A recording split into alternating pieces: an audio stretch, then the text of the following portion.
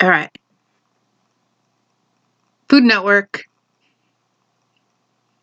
No, I'm not here. I'm not here to accuse or throw shade or, cause any issues with, the Food Network channel, the cooking channel, and the travel channel. I'm not here to go after them or cause havoc. It's just I noticed this pattern. Now, I'm pretty sure that there is a lot more to it than what what it is. Like, for example, like like when you see all these shows like Food Paradise, Man versus Food, or Diners, Drive-ins, and Dives. When you see these shows, you are, basically they go all over the country, and and each state has their own like little spot, their little like treasure when it comes to food and things like that. Well, I started to notice some kind of a pattern. Like, for example, just recently I saw an episode of Man vs. Food. Casey Webb went to Willington, North Carolina, and he went to a diner. It was called Terry's Diners Barbecue and Ribs. And this place is now closed.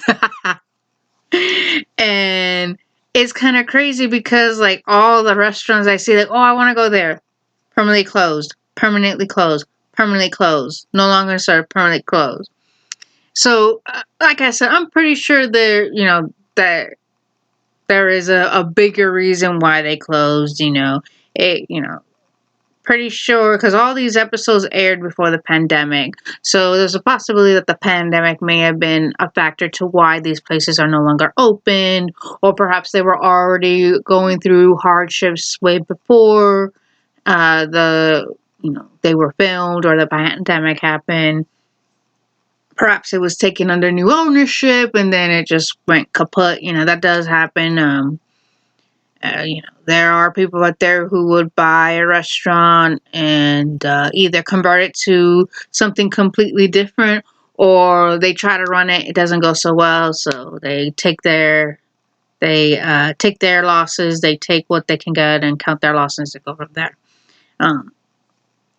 So I just, it's just funny. I just wanted to pull it up because I noticed the pattern. Again, I'm not trying to say that these networks, cause the closure of these establishments. I'm not saying that. It's just funny that you can watch these reruns, and when you go on the internet to see if the place is open, if you ever happen to have gone to that state or that area, the establishment's closed. you know. Um, Yeah, it's crazy. Yeah, there's restaurants that are gonna come and go. There was a restaurant called back in the day called the what was it? There was a bar back in the day. It was called the Twisted Moose, and now the Twisted Moose was converted to an Epic Deli.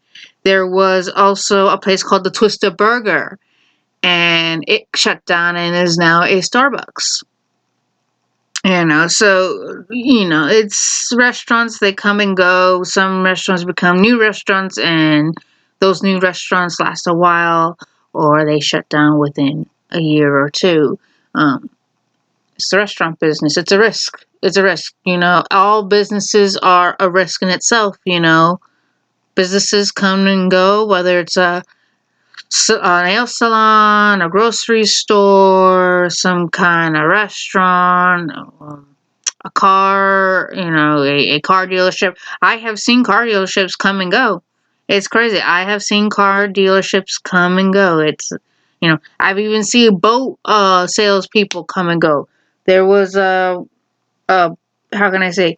There was a like where you could buy your boats there, like a boat store, whatever you call it. I don't know what the word is, but you would buy their boats there, and it's iconic because on their little sign they had like a big yacht on top of it going, "Hey, buy your boats here." Now that's gone. That is gone. Um, It's now a it's now for sale. Same thing with this building that used to be a Harley Davidson building before it decided to go down to where it was a car dealership. It is now they've now taken shop there. Uh, there was also, I remember it was called the Grand Villa car dealership place. And for some odd reason, I don't know, it comes and goes. Like it's constantly a car dealership, but it comes and goes. I don't know why, but it has like two like plastic lions as if guarding the entrance. Where there's not much you could go in and out. But yeah, no, I've seen businesses come and go in a blink of an eye.